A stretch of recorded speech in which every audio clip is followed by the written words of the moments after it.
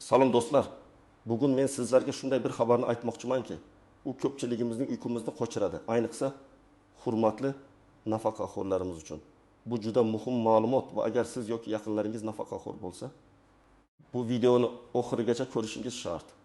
Gap 2026 yil 20 oydan boshlab joriy etiladigan nafaqaxo'rlarimizning moliyaviy ahvoliga bevosita ta'sir qiladigan yangi qoidalar haqida ketadi.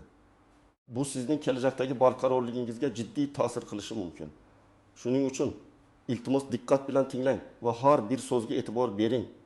Kanalimizga obuna bo'lishni va bu videoga like bosishni unutmang. Chunki bu ma'lumotlarni imkon qadar ko'proq odamga yetkazishimiz kerak. Bu juda muhim. Muammoning mohiyati va ilgari qanday bo'lgan edi keling, avval vaziyat qanday bo'lganini eslab olaylik. An'anaviy ravishda mamlakatimizda nafaqaxo'rlarimiz davlatning ijtimoiy himoyasi ostida bo'lib, ularning nafaqalari inflyatsiya darajasini qoplash, hayot darajasini saqlab qolish maqsadida muntazam ravishda indeksatsiyalanib kelinar edi. Ya'ni har yili davlat iqtisodiy vaziyatdan kelib chiqib nafaqalar miqdorini oshirardi. Bu esa nafaqaxo'rlarga o'zlarining xarajatlari, oziq-ovqat, kommunal to'lovlar va dori-darmon narxlari oshishiga qaramay ma'lum darajada barqarorlikni saqlashga imkon berardi. Ayniqsa ishlaydigan nafaqaxo'rlar uchun bu muhim edi. Chunki ular ham ishlashda davom etib, jamiyatga o'z hissalarini qo'shib, shu bilan birga nafaqalarining ham muntazam ravishda oshirilishini kutishar edi. Bu tizim ko'pchilik uchun tushunarli va adolatli deb hisoblanar edi. Ijtimoiy nafaqalar va imtiyozlar hamki keng qamrovli bo'lib, kam ta'minlangan nafaqaxo'rlarga qo'shimcha yordam sifatida xizmat qilardi. Masalan, kommunal xizmatlar uchun subsidiya, jamoat transportida imtiyozli yurish, ayrim tibbiy xizmatlardan bepul foydalanish kabi imkoniyatlar mavjud edi. Bu nafaqaxo'rlarimizning og'irini yengillatishga yordam berardi. Yuqori nafaqa oladiganlar ham o'z daromadlaridan hech qanday qo'shimcha soliq to'lashmasdi. Endi esa 2026 yil 20 oydan boshlab bu tizimda jiddiy o'zgarishlar yuz beradi. Hukumat ma'lumotlariga ko'ra, bu o'zgarishlar byudjet barqarorligini ta'minlash, ijtimoiy adolatni tiklash va yoshlarning ish bilan ta'minlanishini rag'batlantirish maqsadida joriy etilmoqda. Aslida esa bu o'zgarishlar ko'plab nafaqaxo'rlarimiz uchun moliyaviy ahvolning yomonlashishiga olib keladi. 3 ta asosiy yo'nalishda yomon yangiliklar kutmoqda. Birinchidan, ishlaydigan nafaqaxo'rlar uchun nafaqalarni indeksatsiya qilish amaliyoti to'xtatiladi.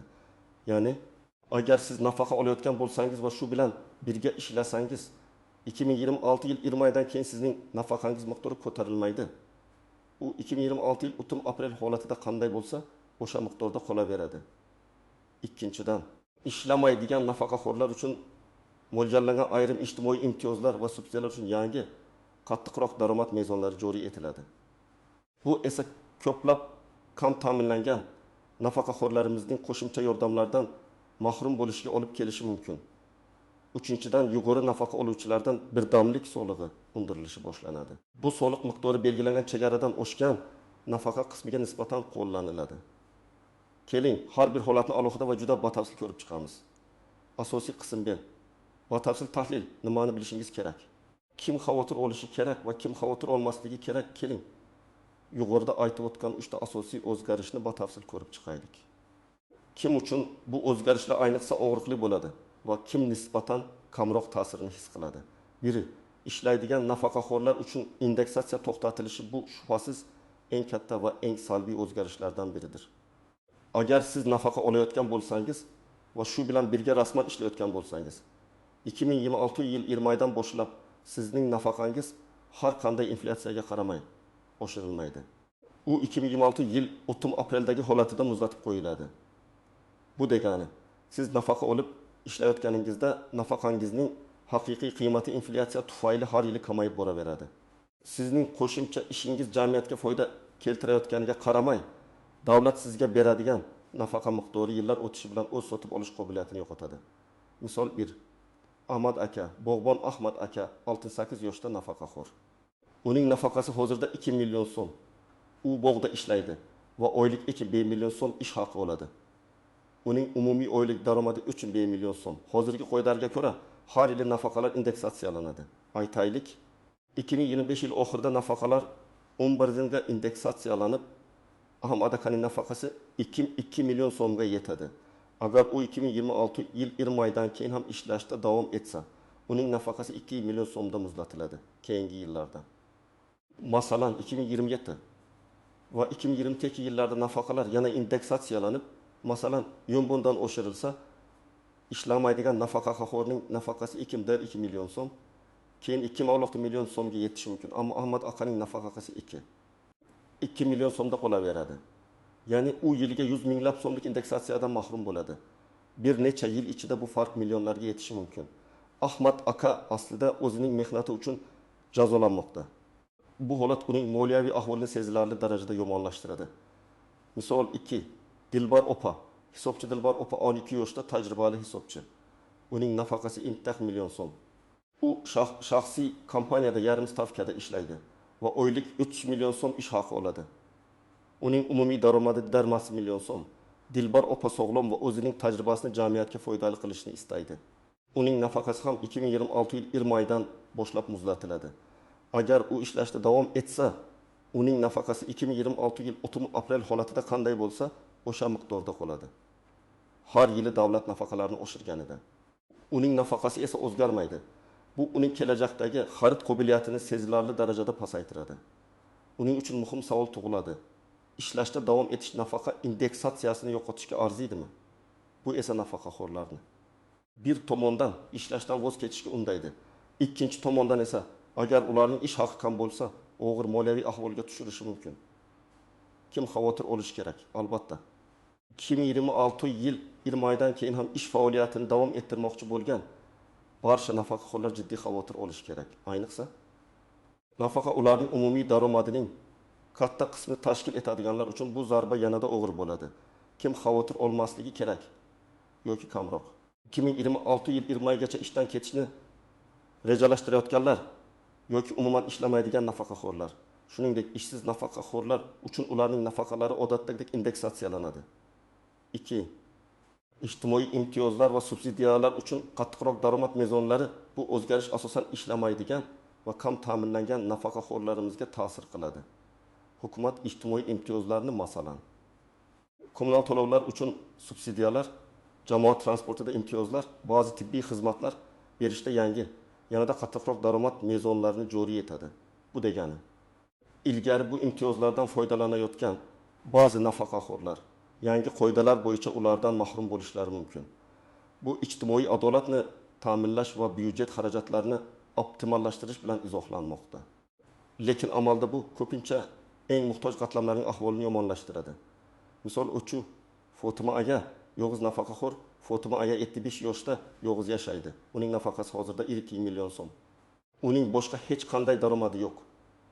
Hozirda u jamoat transportida imtiyozli tarifdan foydalanadi va qish oylarida kommunal to'lovlar uchun subsidiya oladi. Yangi qoidalarga ko'ra, agar uning umumiy daromadi bu holda faqat nafaqasi yangi belgilangan chegaradan oshib ketsa, masalan 20 million so'm qilib belgilansa, u ushbu imtiyozlardan mahrum bo'ladi. Bu esa uning kundalik xarajatlarini sezilarli darajada oshiradi. Fotima ayaning ahvoli yanada og'irlashadi. Chunki u nafaqat o'z nafaqasiga qarab yashaydi, balki davlatning qo'shimcha yordamiga ham muhtoj. Kichik miqdordagi nafaqa olganiga qaramay, u endi qo'shimcha yuklarga duch keladi. Misol 4. Rustam aka nogironlik nafaqasi. Rustam aka aytdim yoshda nogironlik nafaqasi oladi. Uning nafaqasi 1 million so'm. Uning o'z daromadi shu. Lekin uning farzandlari chet elda ishlaydi va har oy unga 5 ming so'm pul yuborib turishadi. Hozirgacha bu yordam rasmiy daromad hisoblanmagani uchun Rustam aka o'zining nafaqasi bo'yicha imtiyozlardan foydalangan. Yangi qoidalarga ko'ra, endilikda nafaqaxo'rning oilaviy daromadi ham inobatga olinadi. Agar bolalarning yuborgan puli yoki boshqa manbalardan tushgan pul aniqlansa va bu nafaqa bilan birgalikda yangi chegaradan oshib ketsa, Rustam aka ham imtiyozlardan mahrum bo'lishi mumkin. Bu esa oilaning moliyaviy yordami ham endi salbiy ta'sir ko'rsatishini anglatadi. Kim xavotir olish kerak? Kam ta'minlangan ijtimoiy imtiyozlar va subsidiyalarga tayanib yashaydigan barcha nafaqaxo'rlar, ayniqsa yolg'iz yashaydigan, qarindoshlarining yordamiga muhtoj bo'lganlar. Kim xavotir olmasligi kerak? Daromad yangi belgilangan chegaradan ancha yuqori bo'lganlar. Ular avval ham imtiyozlardan foydalanmagan yoki umuman hech qanday ijtimoiy imtiyozga ehtiyoj sezmaydiganlar. Yuqori nafaqa oluvchilardan birdamlik solig'i. Bu o'zgarish yuqori nafaqa oluvchilarga ta'sir qiladi. 2026 yil 20 oydan boshlab agar sizning nafaqangiz ma'lum bir chegaradan, masalan 3 million so'mdan oshsa, bu chegaradan oshgan qismiga nisbatan ma'lum bir foizda, masalan 5 o'nlik birdamlik solig'i undiriladi. Bu soliqning maqsadi ijtimoiy tenglikni ta'minlash va nafaqa tizimining barqarorligini qo'llab-quvvatlash deb aytilmoqda. Aslida esa bu nafaqa tizimida yangi turdagi cheklovdir. Misol 5. Said Akam. Yuqori nafaqa Said Akam 72 yoshda ilgari katta lavozimda ishlagan va uzoq yillar davomida yuqori ish haqi olganligi sababli. Uning nafaqasi hozirda 10 million so'm. Yangi qoidaga ko'ra agar chegarasi 3 million so'm etib belgilansa va soliq stavkasi 5% bo'lsa, Said Akamning nafaqasidan 3 million so'mdan oshgan qismiga, ya'ni 20 million so'mga 5% soliq undiriladi. Bu esa 70 ming so'mni tashkil etadi. Natijada Said Akamning nafaqasi 4 million so'm emas, balki 3 million 970 ming so'm bo'ladi.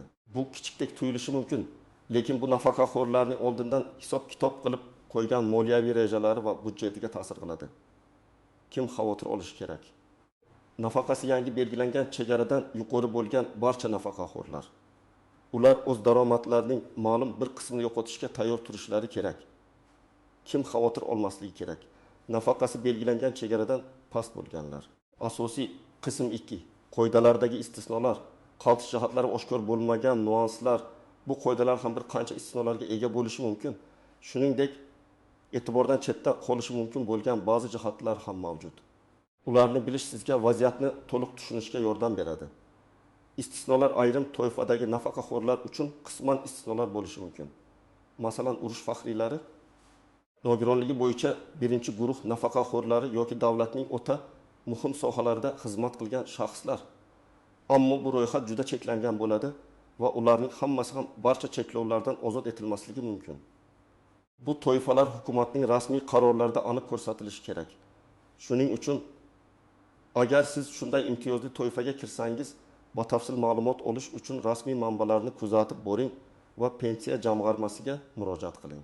Eng muhim istisno, agar ishlaydigan nafaqaxo'r 2026 yil maydan keyin ishdan ketsa, uning nafaqasi ishdan ketgandan keyin indeksatsiyalanadi.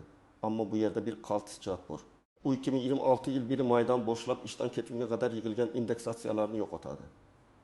Ya'ni agar siz 2026 yil may oydan 2028 yil may oygacha ishlagan bo'lsangiz va bu 2 yil davomida nafaqalar 2 marta indeksatsiyalangan bo'lsa, siz ishdan ketganingizda nafaqangizni faqat o'sha paytda mavjud bo'lgan. Ishlamaydigan nafaqaxo'rlarga qo'llaniladigan indeksatsiya bilan hisoblashadi. Siz ishlagan davrdagi indeksatsiyalar hisobga olinmaydi. Bu esa uzoq muddat ishlashda davom etishni rejalashtirgan nafaqaxo'rlar uchun jiddiy yo'qotishlarga olib kelishi mumkin. Nogironlik nafaqalari ham ba'zi jihatlarda o'zgarishlardan himoyalangan bo'lishi mumkin. Masalan, ishlaydigan nogironlik nafaqaxo'rlari uchun indeksatsiya saqlanib qolishi mumkin. Ammo ularga nisbatan ham ijtimoiy imtiyozlar uchun daromad mezonlari qo'llanilishi ehtimoli yuqori. Qaltis jihatlar, yashirin daromadlar. Ijtimoiy imtiyozlar va subsidiyalar uchun daromad mezonlari joriy etilganda, davlat nafaqaxo'rning rasmiy daromadlaridan tashqari uning oilaviy holati va boshqa daromad manbalarini ham hisobga olishga harakat qiladi. Bu yashirin daromadlar yoki norasmiy yordamlar, masalan, farzandlardan olinadigan moddiy yordam, yaqinlarning sovg'alari ham nazoratga olinishi mumkin.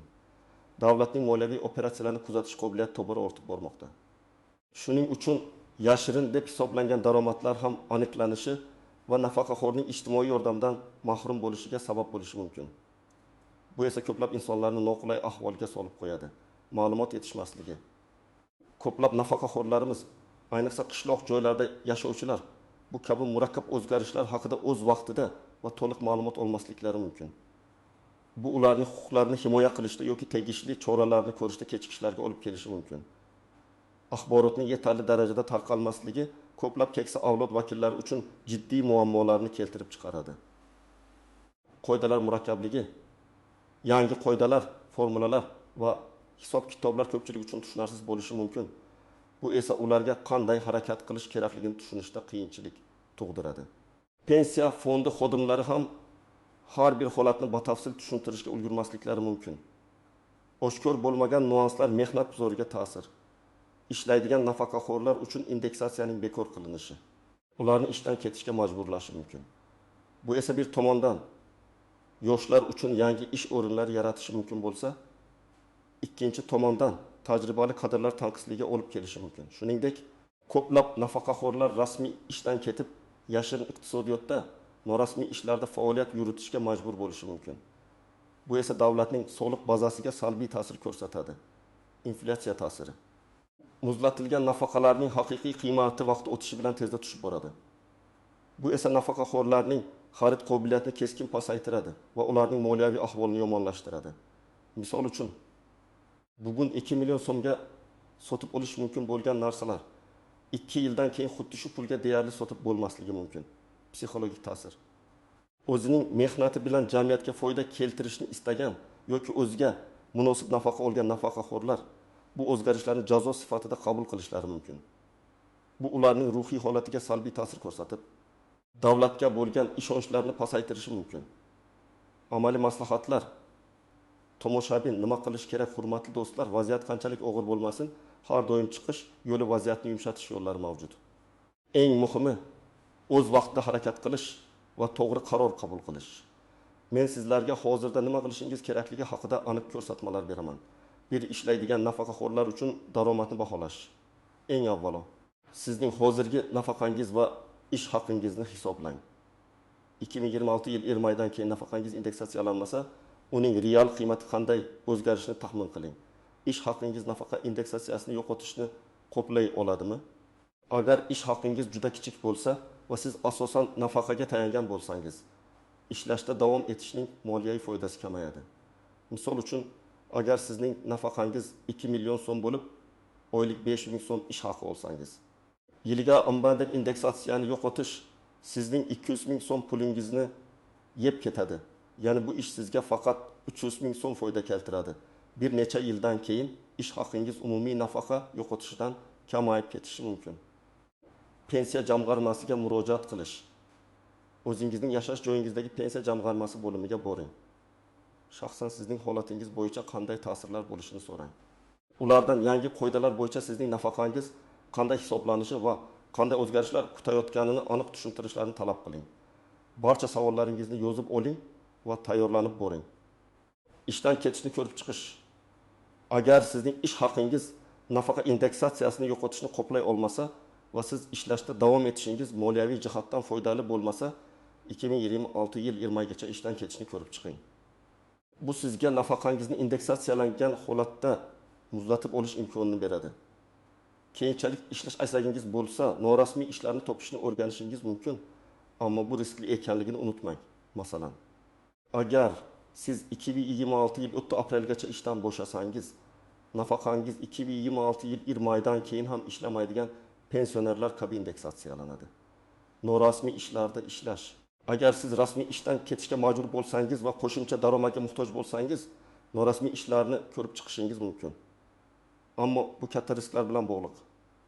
Siz ijtimoiy himoyadan mahrum bo'lasiz. Masalan, kasallik ta'tili, ishdan bo'shatish bo'yicha kafolatlar. Shuningdek, yashirin daromadlar kelajakda ijtimoiy imtiyozlarni olishda muammolar keltirib chiqarishi mumkin. 2. Ishlamaydigan nafaqaxo'rlar va ularning oilalari uchun oilaviy daromadni ko'rib chiqish. Oilaviy daromadingizni sinchiklab ko'rib chiqing. Nafaqangizdan tashqari sizga yordam beradigan farzandlaringiz, qarindoshlaringiz bormi? Ulardan olinadigan moddiy yordamni ham hisobga oling. Endilikda bularning barchasi ijtimoiy imtiyozlarni olishingizga ta'sir qilishi mumkin. Agar daromadingiz yangi belgilangan chegaradan oshib ketish ehtimoli bo'lsa, siz ma'lum imtiyozlardan mahrum bo'lishingiz mumkin. Hujjatlarni tayyorlash. Agar siz ijtimoiy imtiyozlardan foydalanayotgan bo'lsangiz yoki foydalanmoqchi bo'lsangiz, barcha zarur hujjatlarni, daromadlar to'g'risida ma'lumotlar, oilaviy tarkib, moliyaviy hisobotlar va hokazo to'plab qo'ying. Yangi qoidalar kuchga kirgandan so'ng sizdan ularni qayta taqdim etishingiz talab qilinishi mumkin. Maslahat olish mahallangizdagi ijtimoiy xodimlar, mahalla qo'mitasi vakillari yoki pensiya jamg'armasi mutaxassislaridan maslahat oling. Ular sizning shaxsiy holatingiz bo'yicha qanday imtiyozlarga ega bo'lishingiz yoki mahrum bo'lishingiz mumkinligini tushuntirishga yordam berishadi. Yuqori nafaqa oluvchilar uchun budjetni qayta ko'rib chiqish. Agar sizning nafaqangiz belgilangan chegaradan oshsa va siz birdamlik solig'iga tortilsangiz, oylik budjetingizni qayta ko'rib chiqing. Soliq hisobiga kamayadigan daromad miqdorini hisobga olib, xarajatlaringizni moslashtiring. Jamg'arma va investitsiyalar. Agar sizda jamg'arma mavjud bo'lsa, ularni inflyatsiyadan himoyalash va daromad olish uchun foydali investitsiyalarga yo'naltirishni o'ylab ko'ring. Bu sizning nafaqangizdan undiriladigan soliqni qisman qoplashga yordam berishi mumkin. 4. Barcha nafaqaxo'rlar va ularning yaqinlari uchun umumiy maslahat xabardor bo'ling. Rasmiy manbalarni Pensiya jamg'armasi sayti, hukumat portallari, davlat ommaviy axborot vositalari muntazam kuzatib boring. Yangi qarorlar, tushuntirishlar va aniq ko'rsatmalar paydo bo'lishi mumkin. Mish-mishlarga emas, faqat tasdiqlangan ma'lumotlarga ishoning. Vahima qilmang, lekin faol harakat qiling. Vaziyat qanchalik og'ir bo'lmasin, vahima qilish yechim emas. Ammo shunchaki kutib o'tirish ham noto'g'ri. Yuqoridagi maslahatlarga amal qilib faol harakat qiling. O'zingizning huquqlaringiz va imkoniyatlaringizni bilib oling. Keksa qarindoshlarga yordam bering. Ko'plab keksa yoshdagi qarindoshlaringiz bu murakkab o'zgarishlarni tushunishda qiynalishlari mumkin. Ularga bu videoni ko'rsating. Tushuntirishga yordam bering. Pensiya jamg'armasiga birga borib maslahat oling. Hujjatlarni to'plashda yordam bering. Ularga ma'naviy va amaliy yordam bering. Bu sizning burchingizdir. Xulosa va yakuniy chorlov aziz do'stlar. Bugun biz 2026 yil iyun-maydan boshlab nafaqaxo'rlarimizni kutayotgan juda salbiy o'zgarishlar haqida batafsil gaplashdik. Ishlaydigan nafaqaxo'rlar uchun nafaqalarni indeksatsiya qilishning to'xtatilishi, ishlamaydigan nafaqaxo'rlar uchun ijtimoiy imtiyozlar bo'yicha qattiqroq mezonlar va yuqori nafaqa oluvchilar uchun birdamlik solig'i joriy etilishi jiddiy moliyaviy qiyinchiliklarni keltirib chiqarishi mumkin. Bu yangiliklar shubhasiz og'riqli, ammo biz ularga tayyor bo'lishimiz kerak. Ushbu ma'lumotni imkon qadar ko'proq odamga yetkazish juda muhim. Sizning fikringiz biz uchun juda muhim. Ushbu o'zgarishlar haqida nima deb o'ylaysiz? Izohlarda yozing. Sizning fikrlaringiz va tajribangiz boshqalar uchun ham foydali bo'lishi mumkin. Videoga like bosishni va kanalga obuna bo'lishni unutmang. Chunki biz kelajakda ham shu kabi muhim va dolzarb masalalar bo'yicha ma'lumot berishda davom etamiz. O'zingizni va yaqinlaringizni asrang do'stlar, sog' bo'ling.